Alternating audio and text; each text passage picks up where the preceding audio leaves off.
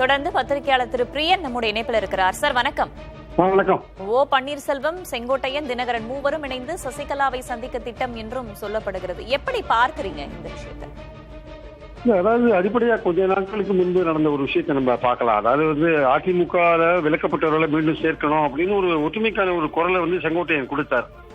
அந்த குரல் கொடுக்கப்பட்டதோட தொடர்ச்சியா பாத்தீங்கன்னா செங்கோட்டையனுடைய கட்சி விரோத நடவடிக்கையாக அது பார்க்கப்பட்டு செங்கோட்டையனுடைய பதவிகள் பிடுங்கப்பட்டது. அதுக்கப்புறம் கொஞ்ச நாள் செங்கோட்டையன் அமைதியா இருந்தார். அவர் கட்சியில் தனிமைப்படுத்தப்பட்டார் என்றுதான் சொல்ல வேண்டும். இந்த சூழ்நிலையில செங்கோட்டையன் அவர்கள் ஓபிஎஸ் ஓட ஒரே கார்ல தேவரையா சமாதிக்கு பயணம் செய்வது என்பது நிச்சயமாக இபிஎஸ் தரப்புல அதை ஏற்றுக்கொள்ளக்கூடிய மனநிலையில் அவங்க இருக்க மாட்டாங்க என்பது என்னுடைய கருத்து. ஏன்னா இதுவும் ஒரு கட்சி விரோத செயலாக பார்க்கப்படும். இதுவரையும் பதவி மட்டுமே செங்கோட்டையன் இப்படிங்கிறவங்க இனிமே அடிப்படை உறுப்பினர் பதவியிலிருந்தே செங்கோட்டையனை நீக்கிறதுக்கான வாய்ப்புகள் இருக்கு. ஏன்னா இபிஎஸ் பொறுத்த மட்டும் ஒரு விஷயத்துல ரொம்ப தெளிவா இருக்கார். தனக்கு எதிராக எந்த ஒரு அதிருப்தி குரல்களும் வரக்கூடாது என்பதில் தெளிவா இருக்கார். விலக்கப்பட்டவர்களை மீண்டும் சேர்க்க மாட்டேன் என்பதிலும் தெளிவா இருக்கார். சோ அதனால விலக்கப்பட்டவர்களுக்கு அவர்கள் ஒன்று சேர்வதை தவிர ஒரு வழி இல்லை. இபிஎஸ் வீழ்த்தணும்னா அவர்கள் ஒன்று சேர வேண்டிய அவசியம் இருக்கிறது.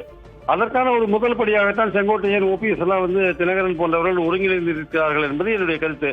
சோ அவர்கள் அடுத்த கட்டமாக இபிஎஸ் எந்த வகையில தேர்தல் மூலமாக அவரை பின்னடைவு செய்ய வைக்க முடியும், அவரை பின்னடைவுக்கு உள்ளாக்க முடியும் என்பதை அவங்க யோசிப்பாங்க. சோ அந்த அடிப்படையில் இப்போ இதுவரையும் கேட்கப்பட்ட ஒரு கேள்வி என்னன்னா, ஓபிஎஸ்ஓ தினகரனோ அல்லது செங்கோட்டையனோ சசிகலாவோ எல்லாரும் தனித்தனியா இபிஎஸ் எதிர்க்கிறாங்களே தவிர அவங்களுக்குள்ளே ஒற்றுமை இல்லையே அப்படின்னாங்க. இப்ப இன்னைக்கு அவங்களுக்குள்ள ஒரு ஒற்றுமை வந்திருக்கு. சோ இபிஎஸ்க்கு எதிரான ஒரு அணி திரளல் இப்ப நடந்திருக்கு.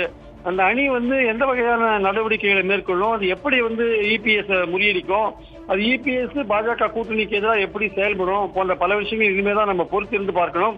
ஆனால் ஒன்று மட்டும் நிச்சயம், இந்த ஒரு செயல்பாடு என்பது இபிஎஸ்க்கு ஒரு சவாலான ஒரு விஷயமாக மாறப்போகிறது என்பது மட்டும் உண்மை. நன்றி திரு பிரியன், இணைப்பில் கருத்துக்களை பகிர்ந்து கொண்டமைக்கு.